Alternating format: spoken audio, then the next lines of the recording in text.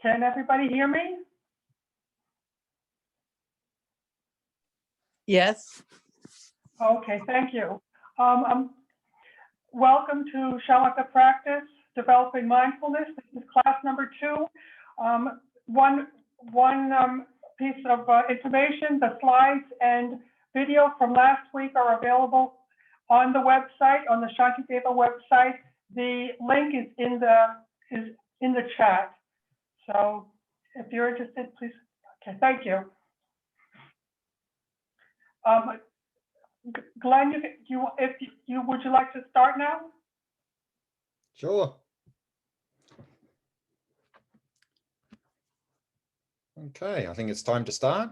I'd like to welcome everyone back here to this Shamatha practice program, Developing Mindfulness. We're now in session 2 of 6 sessions. And in this session, we'll be focusing on the Shamatha practice of mindfulness of breathing, the variation called full body breath practice. So this program we're engaging in now is running over 6 weeks, each 90-minute sessions. It's on a Tuesday evening, 7 p.m. Eastern Standard Time. And in each session, we'll start with a meditation, then we'll have a presentation of the materials, another guided meditation, and time for question answer at the end of every session. And those of you who already attended the first session will know that when we do the question answer, there's 2 options. You can either at any time during the session put your question in the chat, and then Sunny will read out the questions at the end of the session. Or if you prefer, you can ask the question directly. That is, use the sort of hands up symbol or feature in the Zoom.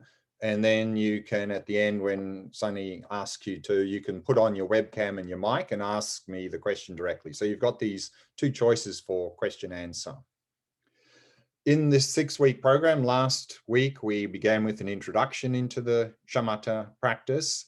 And in the next 3 sessions, we'll be looking at the 3 variations of the mindfulness of breathing practice. The one we look at today is the full body breath practice. Next week, focusing on the abdomen. And then in session 4, focusing at the entrance of the nostrils. In session 5, we'll be looking at how to use the Shavasana posture for meditation, particularly to help with relaxation. And in the 6th and last session, we'll be looking at how to integrate this Shamatha practice into daily life. The recommended reading for this program is an excellent Shamatha book from Alan Wallace called Attention Revolution. And I'll be reading from that or quoting from that time to time a little bit during the session, during the program. In this evening's program, we'll start with a meditation of settling body, speech, and mind, what we were looking at in the last session, how to prepare ourselves well at the beginning of each meditation session. Following that, we'll begin with a short review of some of the main points from last week. And the 2 topics for this week is, firstly, what objects should we use in Shamatha practice to develop this single point of concentration? And what tools do we use in doing that? And then we'll go to the meditation for this week, and that is the mindfulness of breathing practice, focusing on full body for that practice. And then time for question answer at the end of the session. Just to refresh our memories about preparing body, speech, and mind from last week before we go to the meditation. Preparing the body is to set up a good posture, to set the body into not only a relaxed state, but keeping the back nice and straight. That's what's meant by vigilance. And once we've established a good posture, then to keep the body as still as possible, avoiding any unnecessary movement, because if we keep itching and scratching and moving, that's going to distract us in the meditation session. Preparing speech is really about quieting the mental chit-chat somewhat. And to help with that, we introduced last week the breathing exercise. There's a number of variations. The one we introduced last week was simply taking 3 slow, deep breaths. And that can help subdue a lot of the negativity, any negativity in our mind. And in this session, we'll make that optional. So if you find that that is helpful, you can do that at that point. Otherwise, you can just leave it out.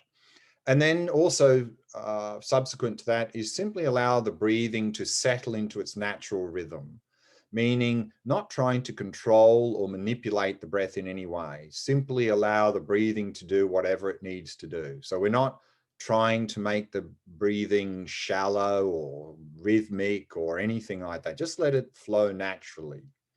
And in terms of preparing the mind is really, again, like the body, setting the mind into a very relaxed state, into the stillness of the present moment and a very clear mind. Now, when we come to rest in the present moment, and in that present moment, we notice that present moment, there's stillness. But of course, you may notice there's a lot of things still going on in the mind, and we might get caught up in that movement of the mind.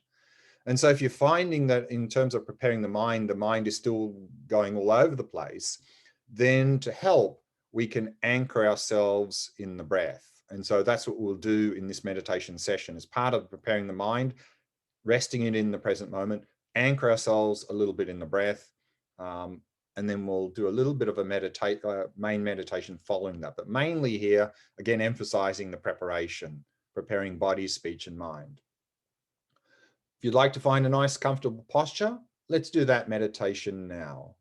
And as I mentioned last week, for all the meditation sessions, I'll switch off my webcam so not as to distract you.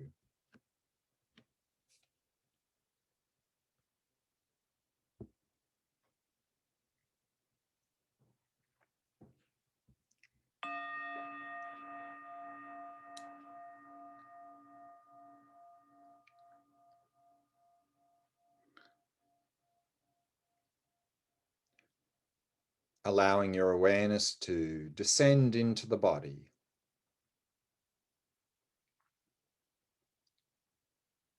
And simply become aware of sensations throughout the body.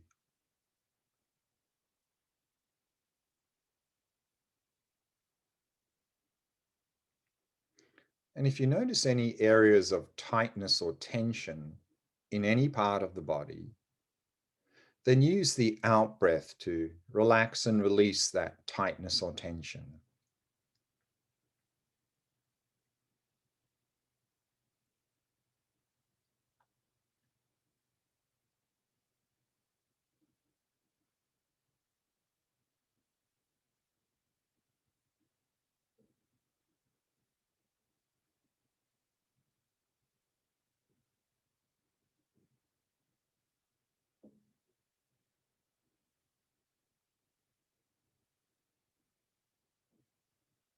Bringing your awareness to the area of your face and softening and relaxing all the muscles in the face.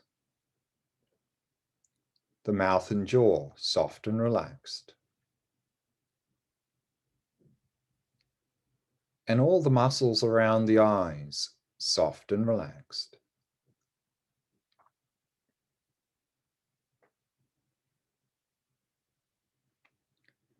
And in this way, allowing the entire body to become completely relaxed, completely at ease.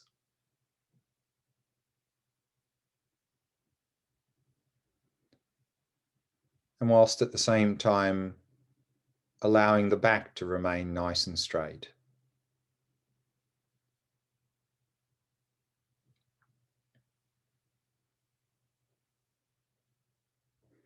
And then having established a good posture, to keep the body as still as possible, avoiding any unnecessary movement.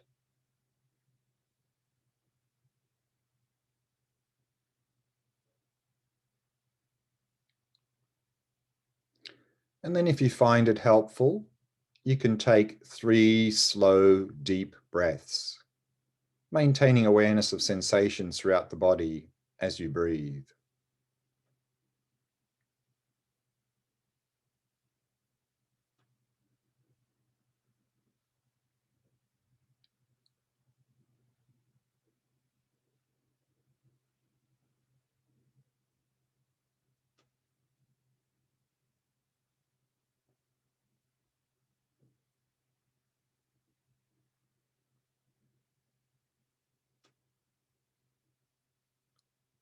And then allowing the breathing to settle into its natural rhythm.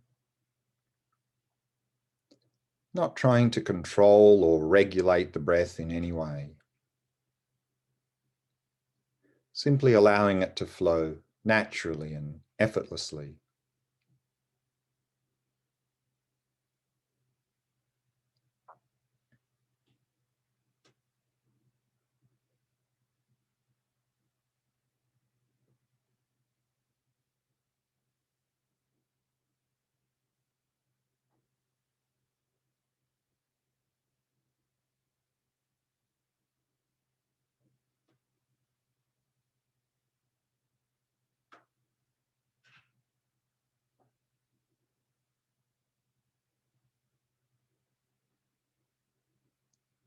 And then preparing the mind.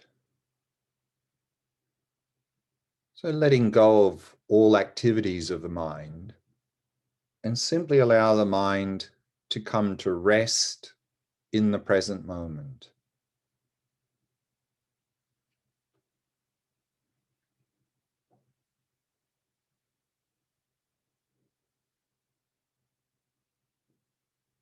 Just resting in that stillness.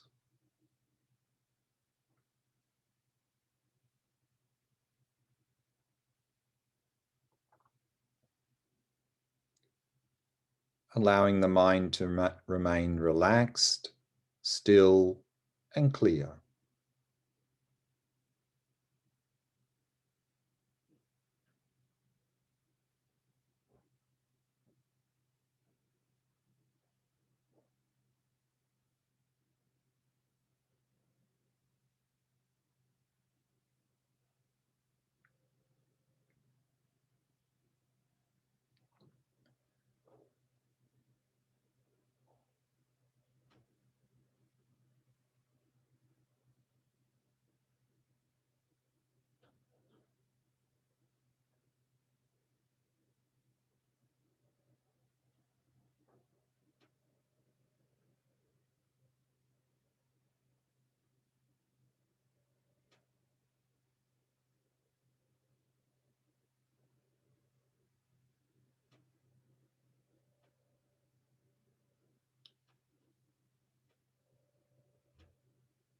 And to help remain in that stillness, to not get caught up in the movements of the mind, i.e. thoughts and so forth, we can anchor ourselves in the body.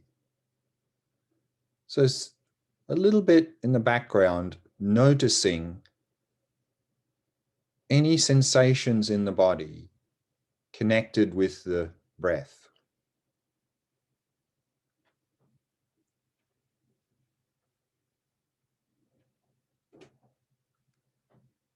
Very gently noticing these sensations in the body, whilst remaining in that stillness of the present moment.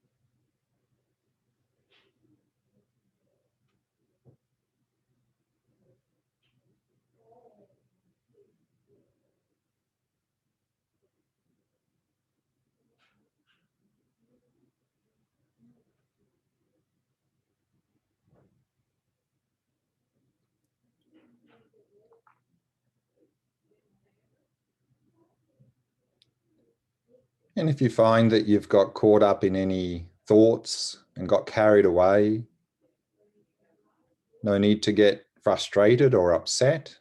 In fact, be happy you've noticed you've become distracted. And the very first thing to do is simply relax.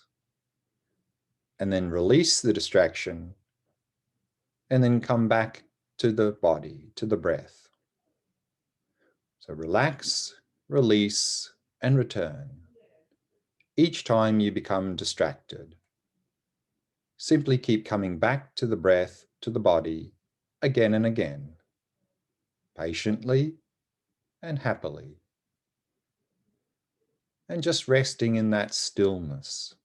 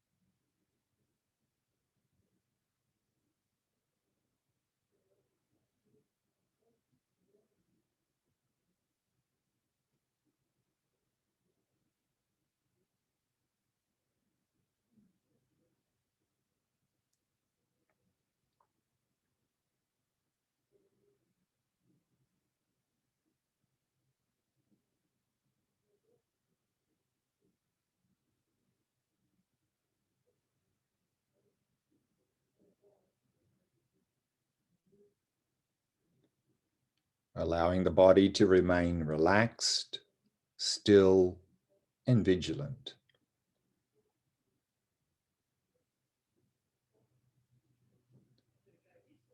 And allowing the mind to remain relaxed, still, and clear.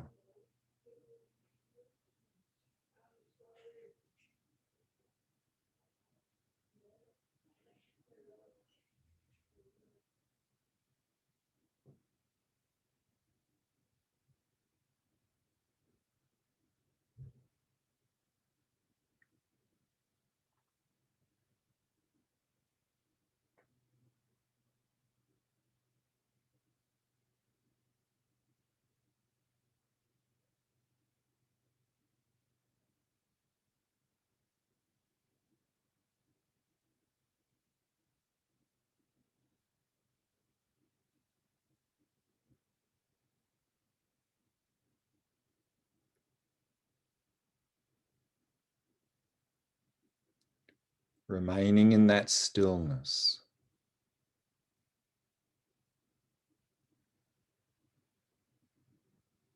And anchoring in the breath if you find it helpful.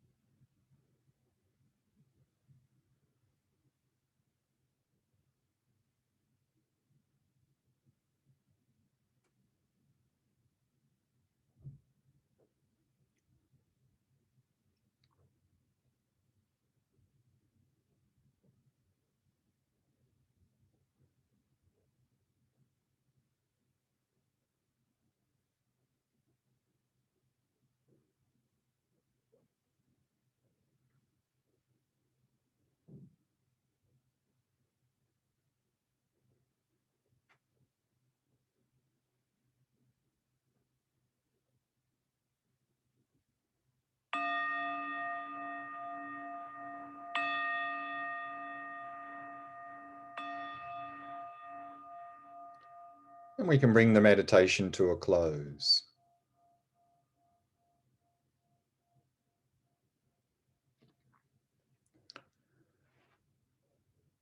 Let's start with a short review of some of the main points from last week. This program is about Shamatha practice. So what is Shamatha? Shamatha is a Sanskrit term. We can divide into two parts. Shama means calm, a mind that is calm, not discursive. And ta means to remain or abide. So shamatha is often translated into English as calm abiding. And it's the practice of developing a calm, clear, and focused mind. In other words, it's a concentration practice, and the Sanskrit term for concentration is samadhi. Now, in the Theravada Buddhist traditions, when they talk about doing concentration practice, you usually won't hear the word shamatha. You'd rather hear them saying they're doing jhana practice. Jhana is another level of concentration. And so it's the same practice as shamatha practice, developing single-pointed concentration.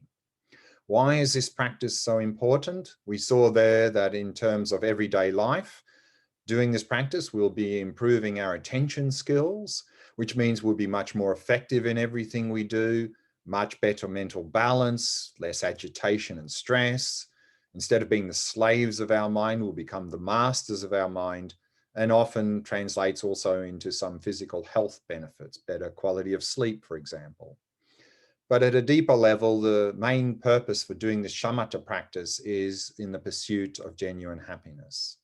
And we saw there that in terms of the pursuit of genuine happiness in the Theravada Buddhist traditions, we talk about the goal of nirvana, and how we achieve that is through this noble eightfold path. In the Mahayana Buddhist traditions, we talk about the goal of enlightenment, and how do we achieve that is through the six perfections practices. But what we saw there was whether we're talking about the Noble Eightfold Path or the six perfections, they both come down to the same three core areas of practice called the three higher trainings of ethics, concentration, and wisdom. And we saw there that how we can subsume both the Eightfold Path and the six perfections into these three core areas of practice of ethics, concentration, and wisdom. And then we saw that in the shamatha chart that we'll be starting to look at in the next session, if we look at the top of that chart in the right-hand corner, we see the meditator riding on the elephant of the mind. In their right hand is a sword. That's the sword of wisdom. So this is talking about the wisdom of vipassana practice. And there the description says, the root of samsara is cut by the union of shamatha and vipassana, observing emptiness. So therefore, here in the Mahayana Buddhist traditions, the foundation is ethics, adopting an ethical lifestyle, avoiding harming others. Then on that basis to engage in the concentration or shamatha practice, to develop single-pointed concentration. On that basis, then we can engage in the wisdom of vipassana practice to come to a direct insight into emptiness. And so to be able to come to a direct insight into emptiness, we need a very stable, clear, focused mind. We need the mind of shamatha. And so if we can unify shamatha and vipassana in that insight into emptiness, then we can overcome all mental afflictions and suffering and achieve liberation. So therefore, shamatha is key in the pursuit of genuine happiness. And in the shamatha training in this program, we're looking at a number of points. The first one we saw there, we talked about briefly the prerequisites for shamatha training, how to set up our life in such a way to support this practice. We'll be looking at that in the sixth and last session. And in terms of actual practice, there's two parts. There's meditation and what we do for the rest of the day. In terms of meditation, last session, we looked at how to prepare ourselves well at the beginning of any meditation session in terms of preparing body, speech, mind. And here in terms of the actual shamatha meditation, we're looking at 4 topics in this program. The first one, which we looked at last week, was what qualities are we cultivating in this practice?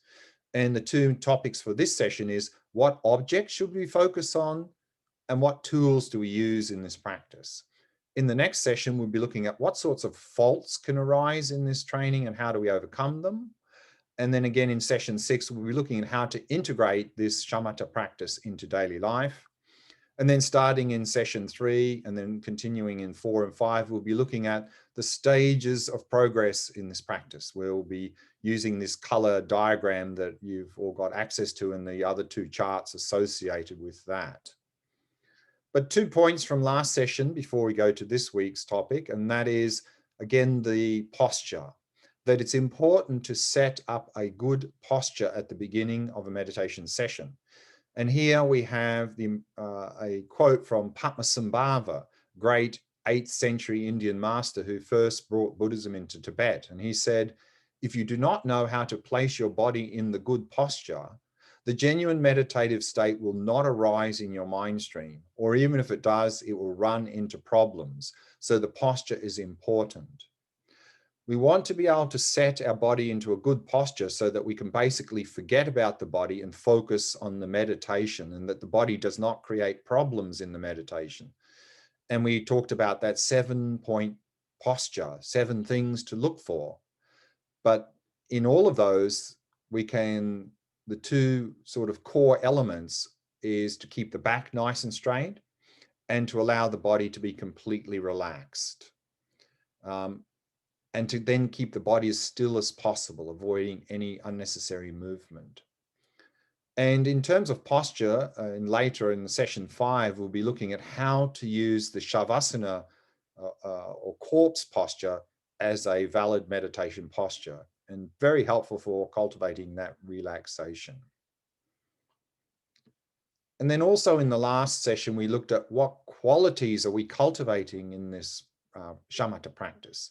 And here we had that quote from Tsongkhapa, the great 14th century Tibetan master, the founder of the Gelug school of Tibetan Buddhism. And he said that the concentration that you will accomplish here has 2 special features: a vivid intensity, i.e. An intense mental clarity, and secondly, a non-discursive stability, staying one-pointedly on the object of meditation. And so this is what we find in the classic meditation text on shamatha, that we're cultivating these 2 qualities of stability and clarity. But here in the last session, we added a 3rd quality that you don't often see in these old meditation texts, and that is the quality of relaxation. And I think the reason for we don't see that very often in the old text is people tended to be very relaxed centuries ago.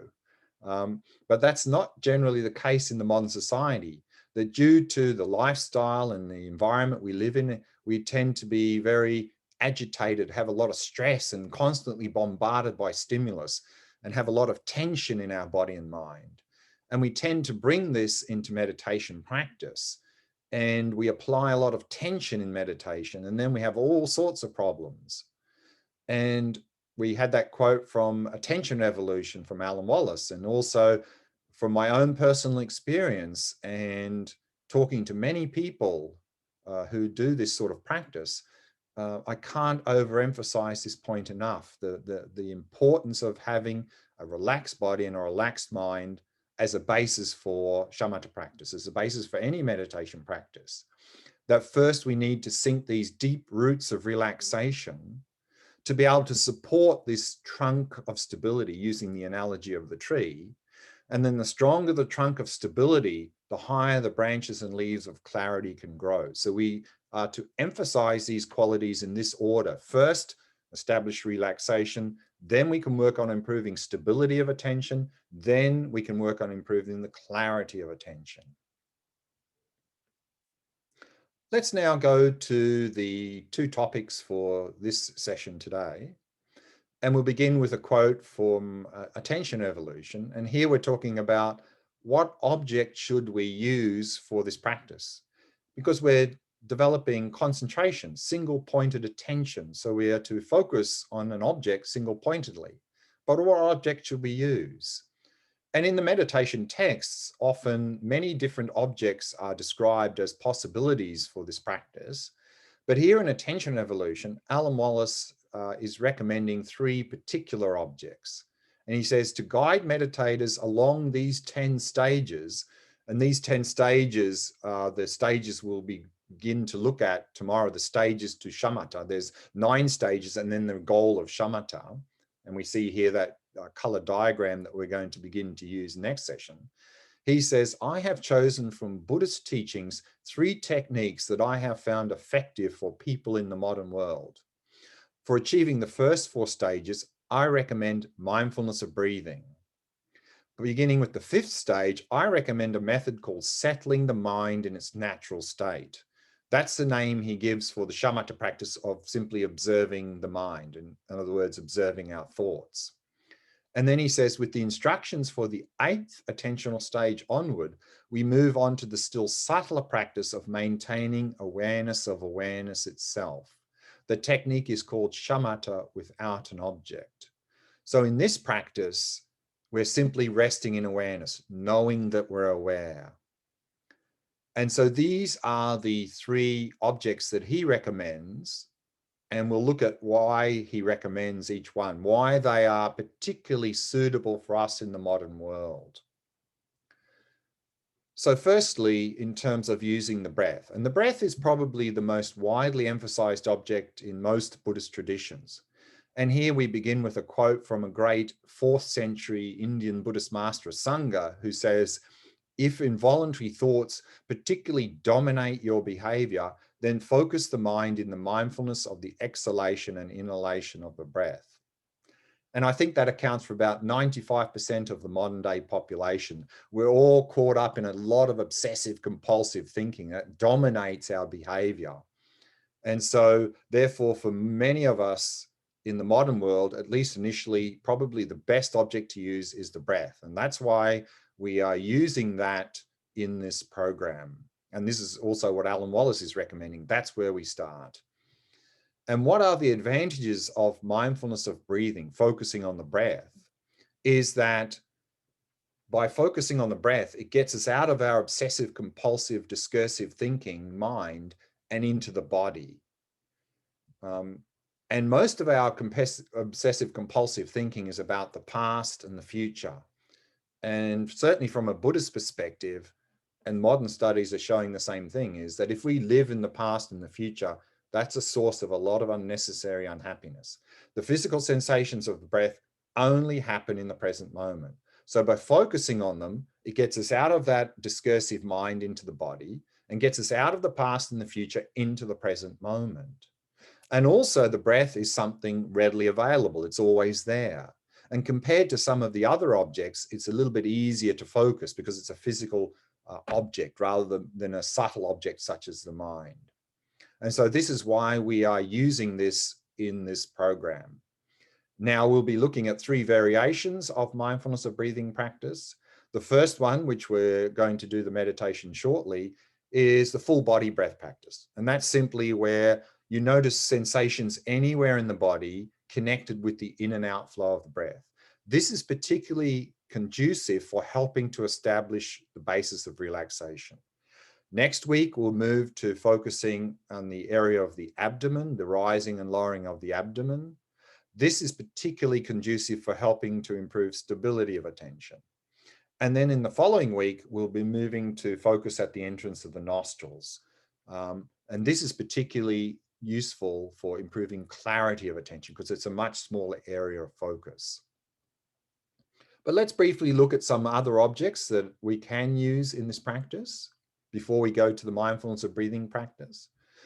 But also this mindfulness of breathing, we have stages of benefit. Once we get into this mindfulness of breathing practice and start to let go of that obsessive compulsive thinking mind, we start to notice some benefits. And we'll look at those now briefly on the basis of a quote from the Buddha, who says, just as in the last month of the hot season, when a mass of dust and dirt has swirled up, a great rain cloud out of season disperses it and quells it on the spot.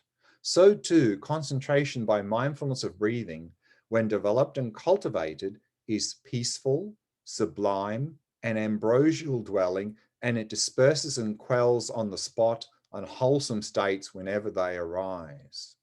So here it really describes a little bit the stages of benefit that we get from this mindfulness of breathing practice.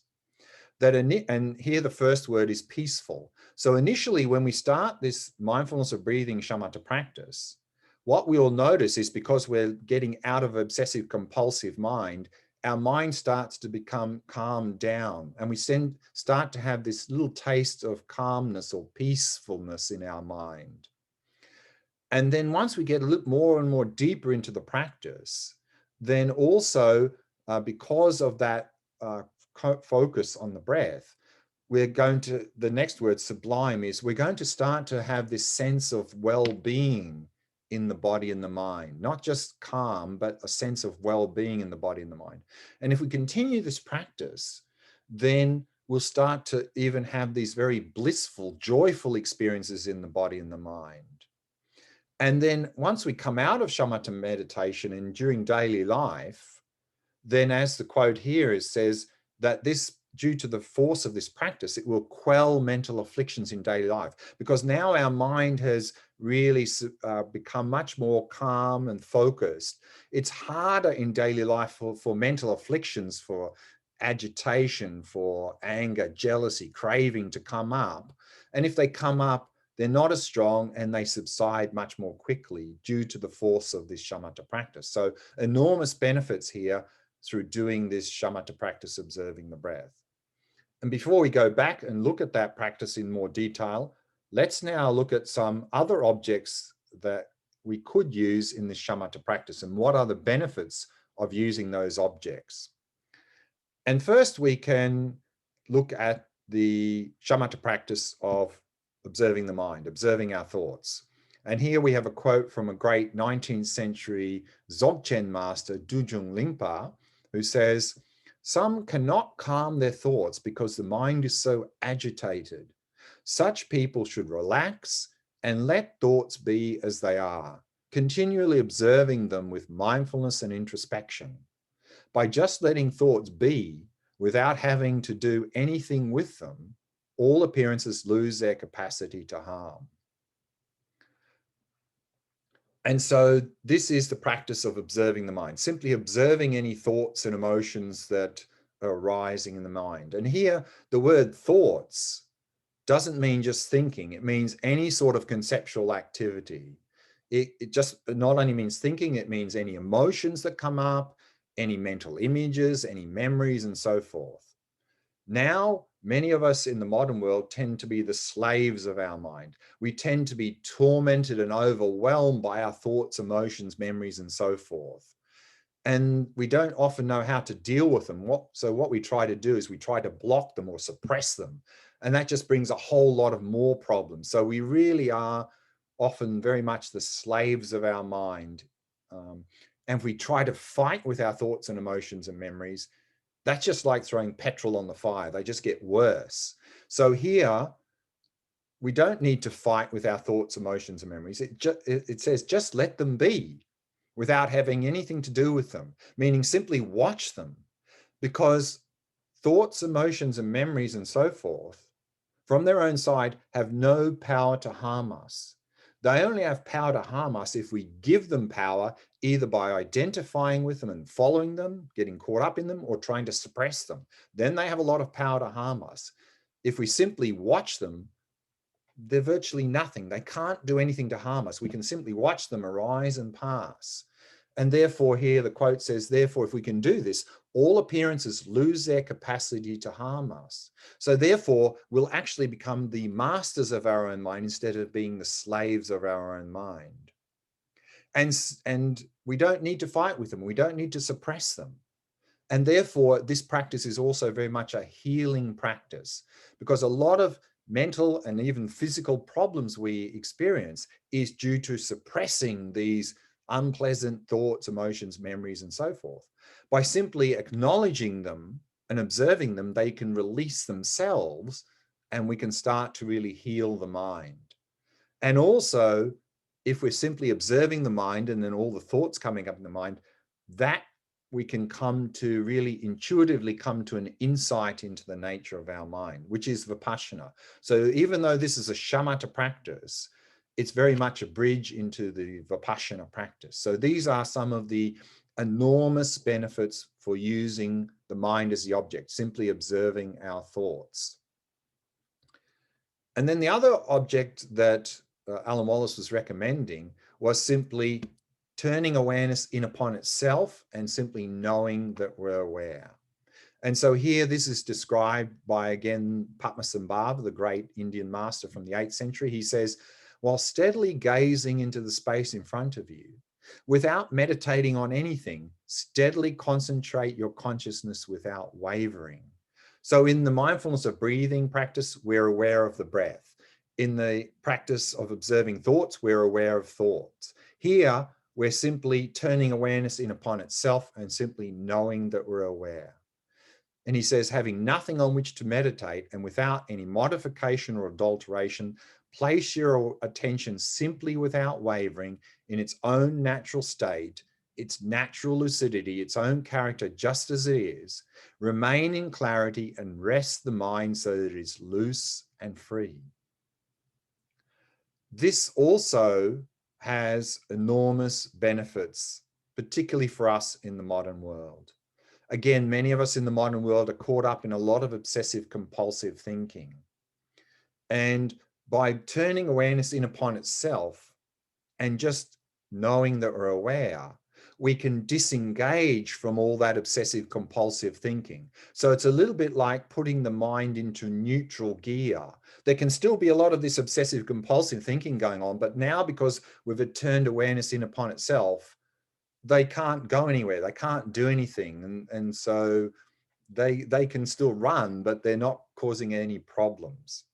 And also now for many of us in the modern world, because we have a lot of tension and then some stimulus comes and we react very easily.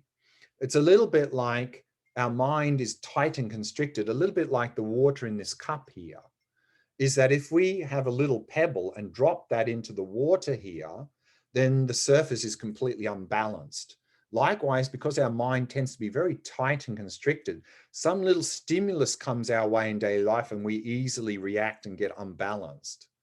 Whereas if we simply do this practice of resting in awareness, what we notice is that the mind is completely still, open, and spacious. And then we can bring that type of mind into daily life. Instead of tight, constricted mind, open, spacious mind.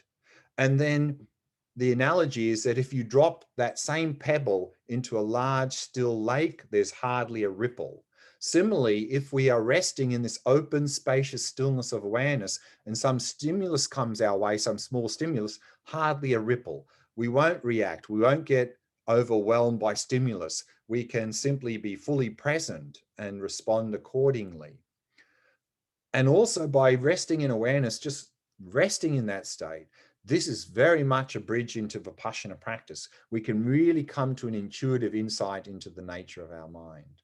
So this practice of resting in awareness, like observing the mind, has enormous potential benefits for us in the modern world.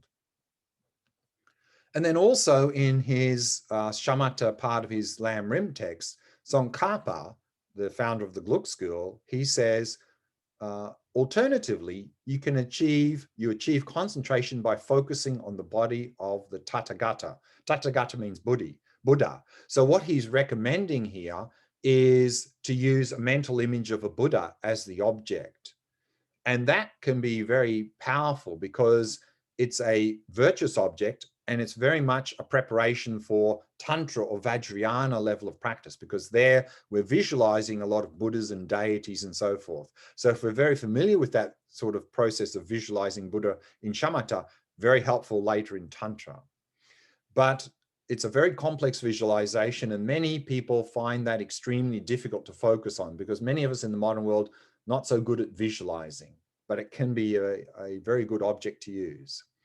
And then some meditation texts on Shamatha even say, oh, you find even focusing on the breath difficult?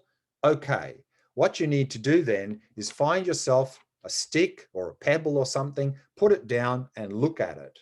So they say you could use a visual object such as a stick or pebble, or maybe even a repetitive sound like a mantra or something as an object for Shamatha.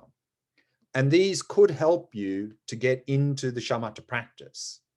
But sense objects, visual objects and sounds are very limited in how far they can take you into the practice. So then if you start with those, you'll need to later move on to a subtler, more subtle object, such as the breath or observing the mind. But the general recommendation for shamatha, what object to use the object that works best for you. And we need to be enthusiastic about the object. Otherwise, we're not going to go anywhere. So here we are recommending mindfulness of breathing, particularly for us as beginning stage of the practice.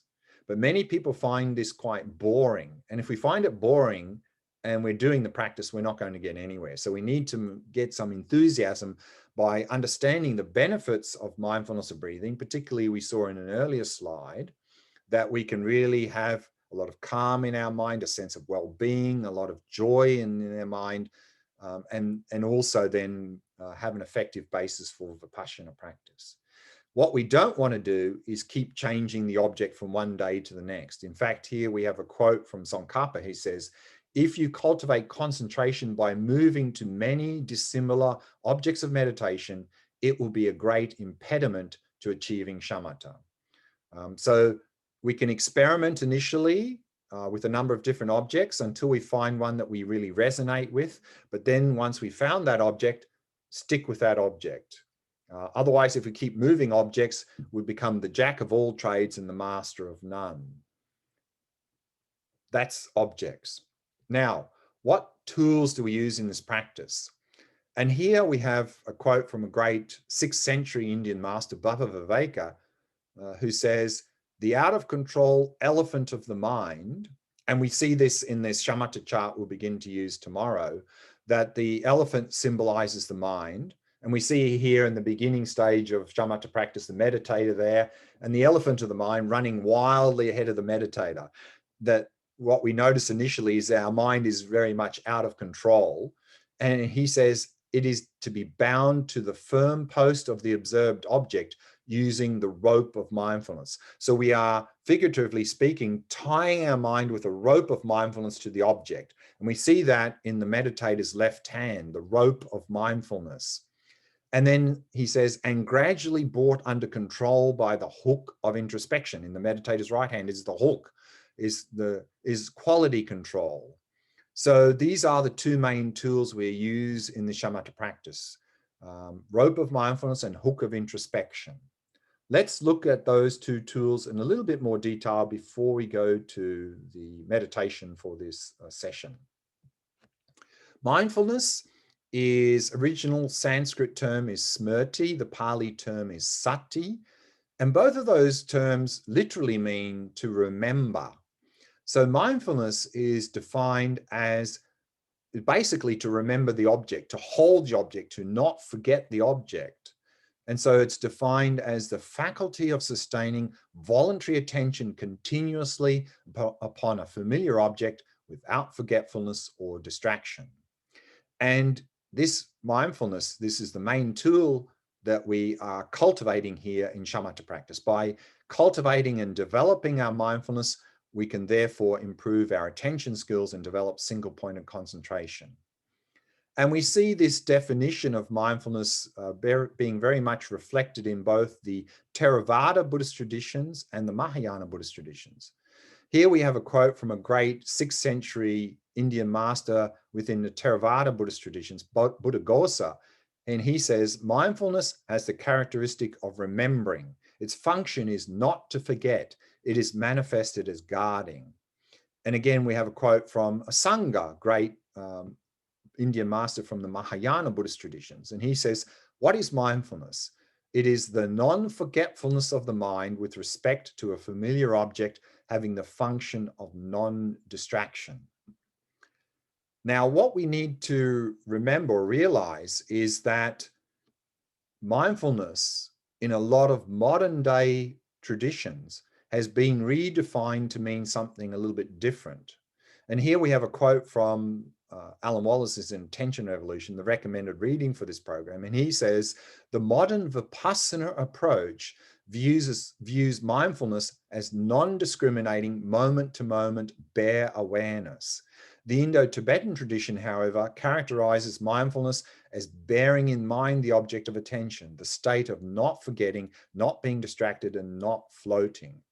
So what we find is in a lot of modern day mindfulness traditions, mindfulness has been redefined to mean something like a non-judgmental awareness of whatever is arising in the present moment. And this is a very good thing to do, but this is not how the word mindfulness was originally defined. And so we see an example of a modern day tradition where mindfulness has been redefined. Here we have a quote from John Kabat-Zinn, the founder of the mindfulness-based stress reduction program. And he says, mindfulness means paying attention in a particular way, on purpose, in the present moment, and non-judgmentally.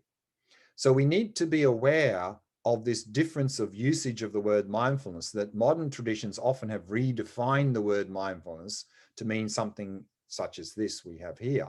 Otherwise, we'll get a little bit confused about what are we talking about in mindfulness. But here, in the Buddhist context, mindfulness is simply our ability to hold the object, to remember the object, to not forget it, to not become distracted. But together with mindfulness, we need a second tool, introspection. In Sanskrit, samprajanya. And introspection is really quality control. It's monitoring our mindfulness. How are we going? Are we still holding the object, or are we starting to become dull or distracted?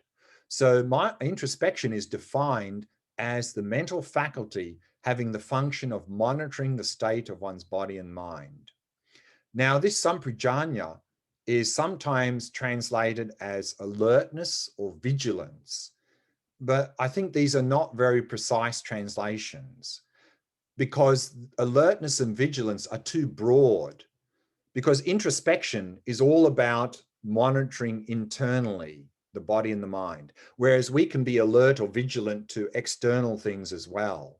So that doesn't get reflected in the word alertness or vigilance, where introspection means to spect or to view internally. So I think introspection is a much more accurate translation of samprajanya. And so we see here again, defined in very similar ways in both the Theravada Buddhist traditions and the Mahayana traditions. Again, great Theravada commentator Buddhaghosa says, introspection has the characteristic of non-confusion.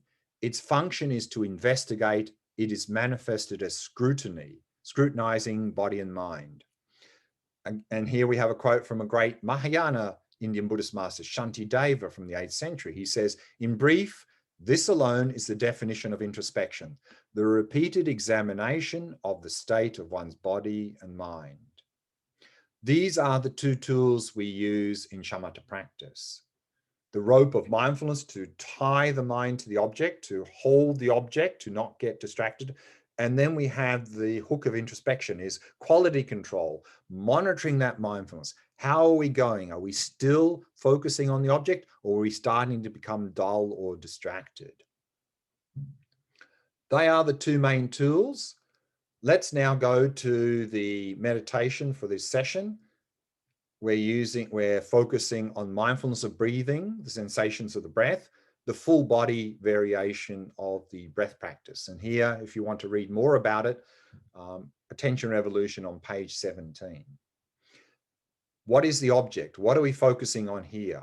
We're focusing on the sensations of the breath anywhere within the body. So any sensations in the body associated with the in and out flow of the breath.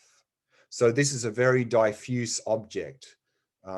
We may notice some movement in the abdomen area, in the stomach area, the chest area, some sensations here. So for this practice, just any sensations in the body connected with the in and out flow of the breath. Like all shamatha practices, we are using what's called bare attention, meaning we're observing the sensations directly. We're not imagining or visualizing or anything. We're just observing the tactile sensations directly. Once again, allowing the breathing to flow naturally, not trying to control or regulate the breath. Often people find or think that doing this sort of meditation, we have to try and make the breathing rhythmic. So what people do, whether consciously or unconsciously, they're forcing the breath into a more rhythmic state, less volume. And so often then what happens is if we're forcing the breath, at some point in the meditation, we go, because we're not breathing enough. So that's a sure sign that we're trying to force or manipulate the breath. So just leave the breathing do whatever it needs to do. This practice, we're emphasizing relaxation. That's the main emphasis on this practice. And we can particularly do that on each out breath. On each out breath, we can relax and release any tightness or tension in the body, and we can relax and release any thoughts arising in the mind. Just keep relaxing and releasing, relaxing and releasing. However, we need balance. Normally in daily life, we tend to oscillate between two extremes. Either we tend to be alert and quite tense, or when we relax, we tend to get very drowsy and dull. So here, in the process of relaxing more deeply, to not allow ourselves to actually just let the mind sink into dullness, being just completely spaced out. So therefore, we're relaxing, but not allowing the mind to sink into dullness or drowsiness. That's the balance. And here we have three key words that you may find helpful in this practice. That if you find yourself getting agitated and getting caught up in distraction, then instead of tightening as our normal reaction is if we get distracted, the first is simply relax body and mind if we get distracted. And then simply release the distraction and very gently return to focusing on the breath. Because often we feel like the reason I got distracted is I didn't clamp down hard enough on the object. So when we come back to the breath, people often clamp down harder because they think that that's the solution. I clamp down harder and I can hold the breath. But that's not going to work because we're just going to get tense, agitated, get exhausted. So therefore, when we come back to the breath, remain relaxed in the body and the mind. That's the practice we're going to do now. Mindfulness of breathing, noticing sensations anywhere in the body connected with the breath, the in and out flow of the breath, really emphasizing the relaxation. If you'd like to find a nice, comfortable posture, let's begin that meditation.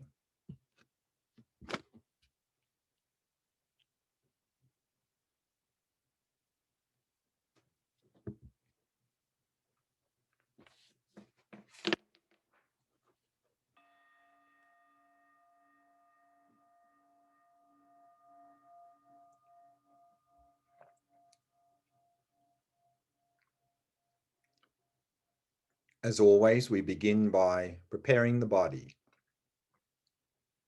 setting the body into a state of relaxation, stillness, and vigilance.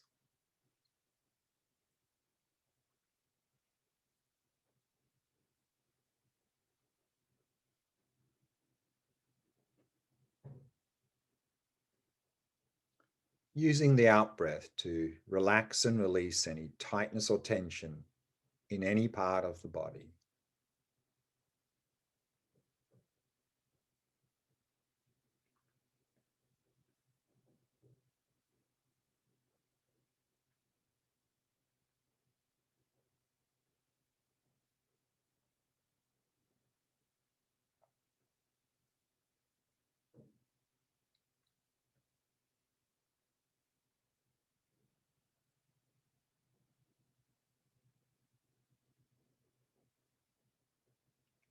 And relaxing more deeply with each out-breath.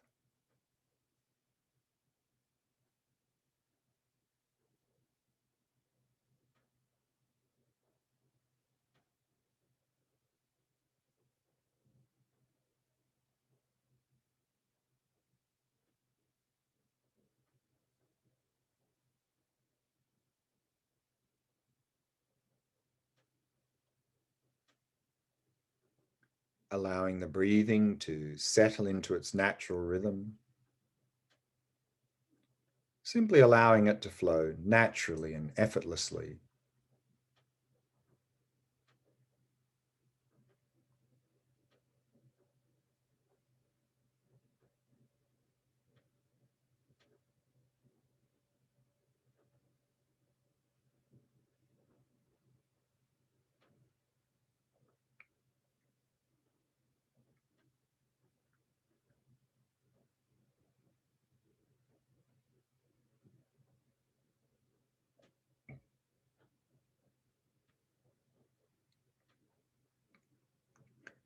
And with each out breath, letting go of any thoughts that may have arisen, happily releasing them.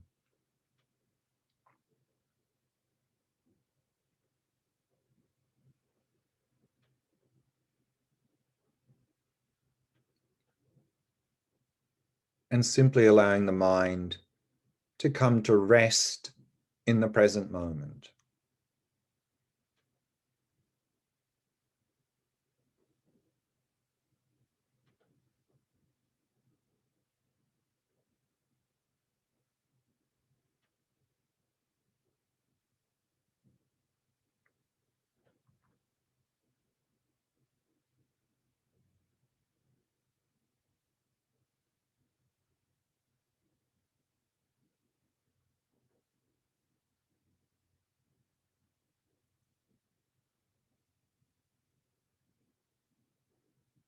Allowing the mind to remain relaxed, still, and clear.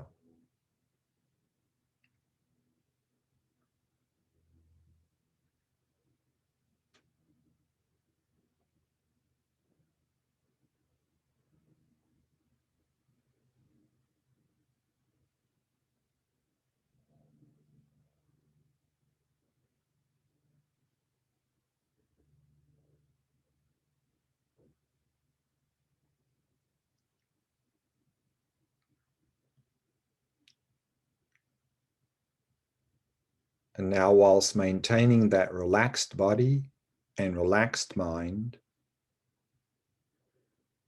bring your attention to the tactile sensations of the breath throughout the body. Noticing any sensations in the body associated with the in and out flow of the breath.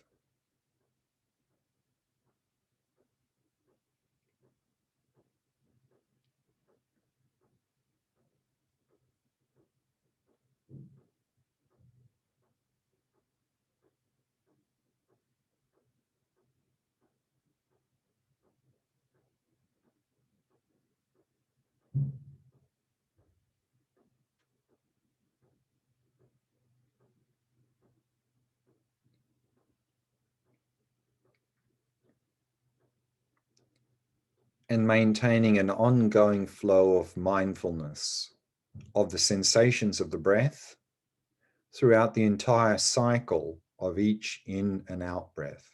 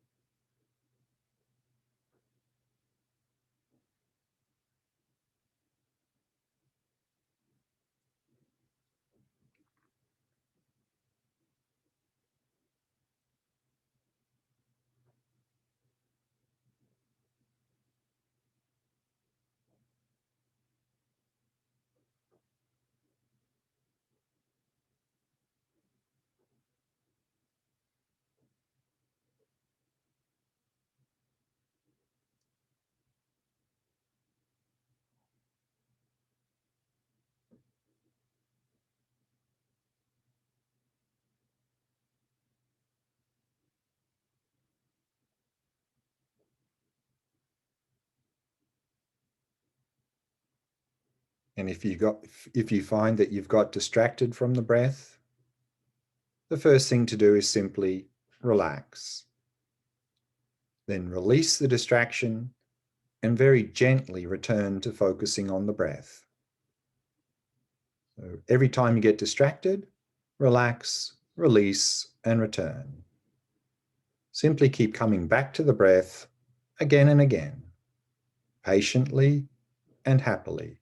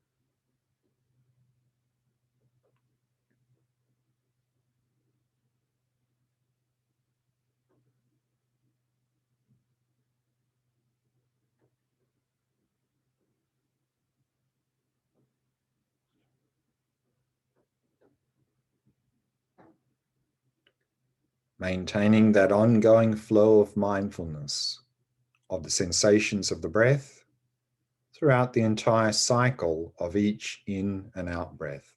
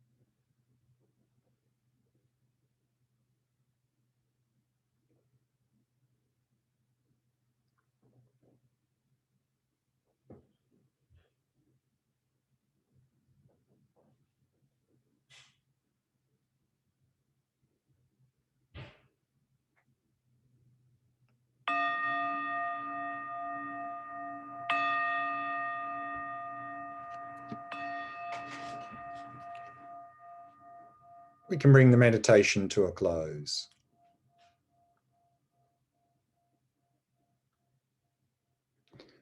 We have lots of time now to ask questions, so you can either do that through the chat, or if you prefer, you can put your hands up and we can ask the question directly using webcam and mic. So do we have any questions there, Sunny? Glenn, we don't have questions in the chat. I do have a question though. Sure. What books do you recommend apart from the Attention Revolution? For Shamatha practice? Yes. It really depends a little bit on traditions. Some of the books are often written with respect to a particular tradition, whereas what I find with the Attention Revolution is that Alan Wallace is drawing on all or many Buddhist traditions and produced a book that is suitable for all of us in the modern world, regardless of whatever Buddhist tradition we are following. And also it's written in such a way that even if we're not following a Buddhist tradition and we simply want to improve our attention skills, then that is readily available in that book. So that's certainly the book that I really recommend. If you're into a specific tradition, then there are a number of books, I think, within those specific traditions that present shamatha or jhana practice specifically within that tradition. But personally, I just sort of stay with the Attention Revolution. I find it an excellent book. Thank you. Sherry Ebert asks, what do you think of counting your breaths as a way to stay focused on the breath? Counting the breaths is something we're going to introduce in the next session. And the short answer, and so we'll leave the sort of extensive presentation of that till next week. But the short answer is that counting the breath can be an effective short-term strategy to help us to get into the practice if we notice that we're heavily distracted. So counting the breath is we're adding something to the practice, because in the mindfulness of breathing practice, regardless of which variation we're doing, the object is the tactile sensations. Whereas counting the breath is conceptual mental activity. So it's not part of the standard practice. But if we find ourselves getting caught up a lot in all sorts of distractions, counting the breath in the short term can help us to remain more focused on the object. But in the long term, as we get deeper into practice, we'll need to let go of counting the breath at some point, because at some point, rather than helping us, it'll become another distraction. But I'll talk a little bit more about that in the next session next week. That's one of the topics for mindfulness of breathing, focusing on the abdomen. So more to come on that next week. Anugraha asks, I heard here in Brazil about two kinds of shamatha, pure and impure. Can you talk about it? Thanks, and so nice to receive your teachings again.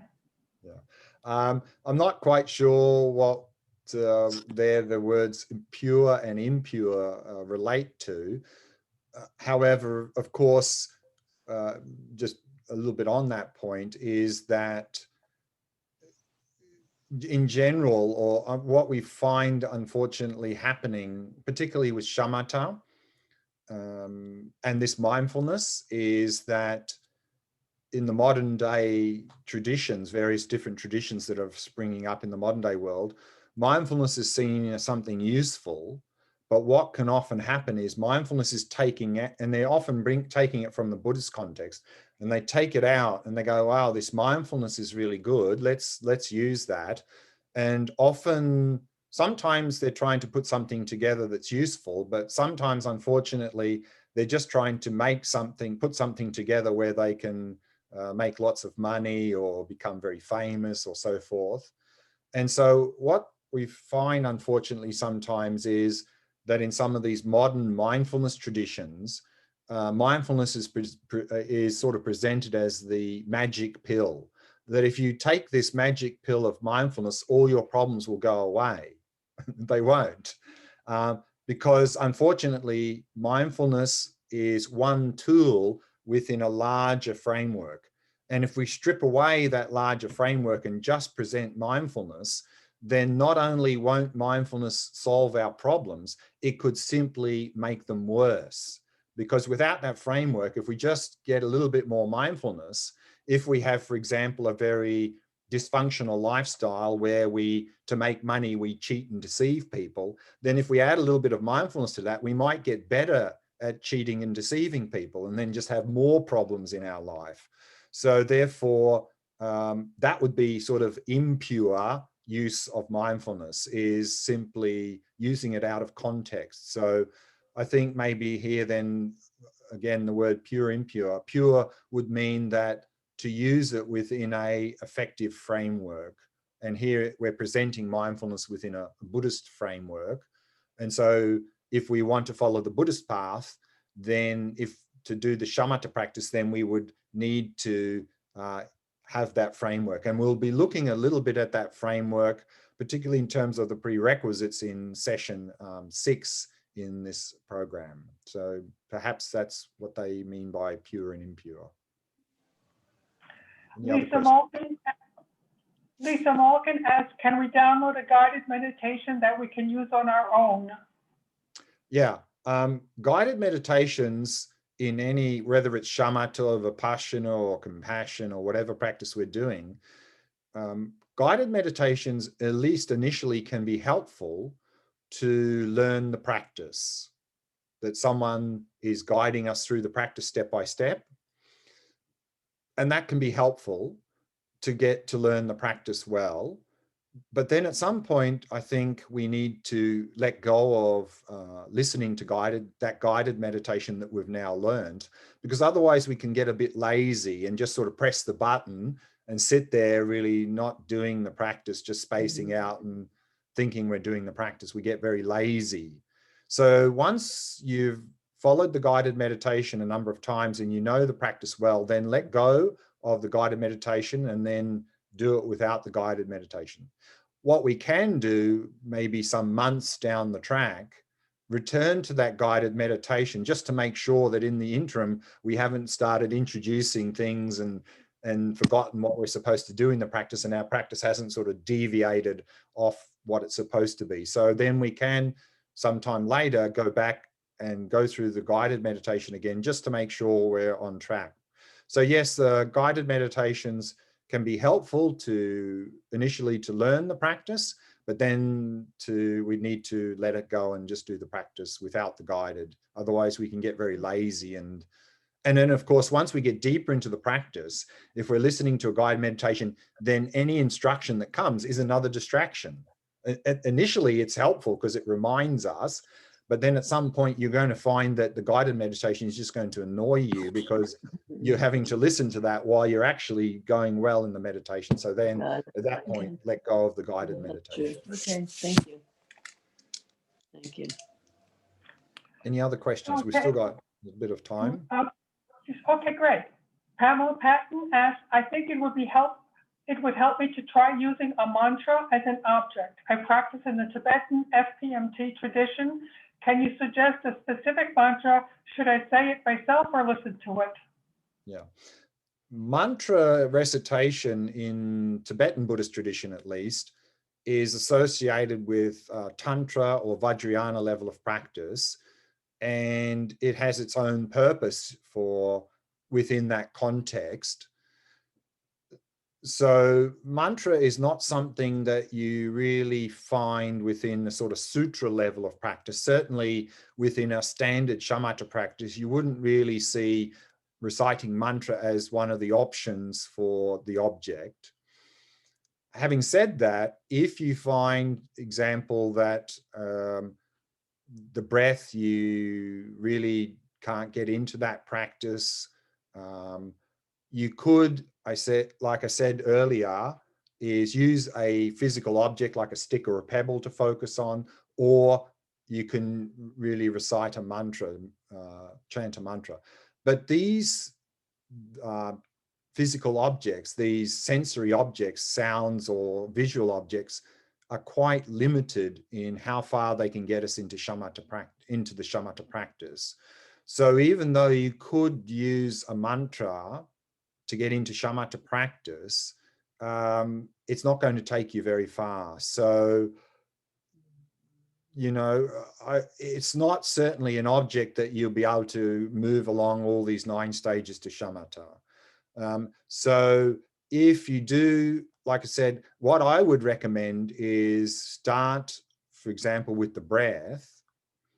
And in a particular session, if you're finding that you're getting heavily distracted, and we're going to introduce counting the breath as a way to reduce that, what you could do is then temporarily then just chant a mantra to keep a little bit focused. But again, I think that a mantra recitation, which it can be very powerful in the context of Tantra or Vajrayana practice, and the reason we do mantra recitation in a sadhana practice is not really specifically for as a shamatha practice. Then as a shamatha practice, I would not particularly recommend it. Certainly as a longer term object is not really going to be helpful, but you could then use it temporarily in a very short term capacity, and then just use the mantra that resonates with you, Om Mani Padme Hum or whatever mantra you use. And Mary Carter has a related question. I sometimes find myself wanting to hum as I meditate. Should I suppress this urge? Suppressing any urge is not going to work. It's just going to make it worse and you're going to get frustrated. So whether you have the urge to hum or singing some song or getting caught up in some sort of story or whatever the distraction is, it's a standard response is just notice that, let it go and come back, let it go and come back. Letting it go doesn't mean try and get rid of it, suppress it. That's not going to work. Just let it go just simply means move your attention from humming back to the breath, humming back to the breath, humming back to the breath. Just keep doing that, keep doing that. And so don't allow yourself to get caught up in it, but at the same time, don't get frustrated, the fact that it's there. Don't try and block it or suppress it. Just keep coming back to the breath, keep coming back to the breath. That's all. Catherine Howard, what is the difference between the modern interpretation of mindfulness and the mindfulness of thought practice you discussed along with mindfulness of breath and awareness of awareness? Yeah. Mindfulness, as is defined in Buddhism, smrti in Sanskrit or sati in Pali, literally means memory, to remember. It's simply our ability to remember the object, to hold the object without becoming distracted. Whereas I think how the mindfulness is defined, as we saw in those earlier slide, in a lot of modern day traditions, it's more like this non-judgmental awareness of whatever is arising in the present moment. So then mindfulness is often used in the context in modern traditions in everyday life to be fully present with whatever's arising around us. And so it's not really talking about focusing on a single object and holding that object and not becoming distracted. So I think that mindfulness, how it's used in modern day, is more about, from a Buddhist perspective, more about how we apply mindfulness in daily life, that we are fully present with whatever's around us. Whereas mindfulness itself is simply our ability to hold an object, to focus on object without becoming distracted. So I think this is a little bit the relationship between Buddha's use of mindfulness and how some modern traditions use the word mindfulness. Maybe one last question. One last question. Okay. Lynn Carroll asks, can you give an example of what intuitive insights come from the mind when meditating on vipassana? What I was mentioning there before was that particularly observing the mind or resting in awareness, is a shamatha practice. But due to the nature of that shamatha practice, by simply observing the mind or resting in awareness, we could simply intuitively come to see the nature of our own mind. So it's not actually Vipassana practice, because Vipassana practice involves inquiry. We are investigating. And in shamatha, we're not investigating. We're simply observing whatever the object is. But by simply observing the mind or resting in awareness, or observing awareness, we could intuitively come to an insight of the nature of the mind, that the mind is not a thing. It's not objectively existing. It's not some little thing inside of my head and so forth. So there can be many sort of insights that can come from doing simply shamatha practice, but we're not actively investigating. So in this shamatha practice, we are not actively asking, well, what is this mind? Where is it? What's it look like? This is what, once we do that, we're no longer doing shamatha practice, we're actually doing vipassana practice. So in shamatha practice, we're simply observing the object without questioning. But through that direct observation, we could intuitively come to all sorts of different insights. For example, the mind is a transient thing. It's constantly changing moment by moment, i.e. come to an intuitive insight into impermanence and many other insights. Okay, we've run out of time there, so let's leave it there. And let's, again, dedicate the efforts we've put together in this session using the Shanti Deva dedication prayer. So again, I'll read out the prayer and you might like to reflect on the words. May all beings everywhere, plagued by sufferings of body and mind, obtain an ocean of happiness and joy by virtue of my merits. May no living creature suffer, commit evil, or ever fall ill. May no one be afraid or belittled with a mind weighed down by depression. May the blind see forms and the deaf hear sounds. May those whose bodies are worn with toil be restored on finding repose. May the naked find clothing, the hungry find food. May the thirsty find water and delicious drinks. May the poor find wealth, those weak with sorrow find joy. May the forlorn find hope, constant happiness and prosperity. May there be timely rains and bountiful harvests. May all medicines be effective and wholesome prayers bear fruit. May all who are sick and ill quickly be freed from their ailments. Whatever diseases there are in the world, may they never occur again. May the frightened cease to be afraid and those bound be freed. May the powerless find power and may people think of benefiting each other. For as long as space remains, for as long as sentient beings remain, until then may I too remain to dispel the miseries of the world.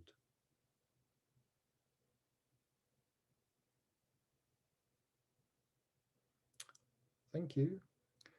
And next session, next week, we'll continue mindfulness of breathing practice. We'll go to the abdomen practice, focusing on the area of the abdomen. And as I mentioned, we'll introduce the idea of counting the breath there as well in conjunction with that practice. We'll also then look at what sorts of faults can arise in shamatha practice and how to overcome them. And then we'll begin the presentation on looking at these 9 stages we go through to shamatha. So if you have those handouts available, particularly the color diagram, that could be helpful.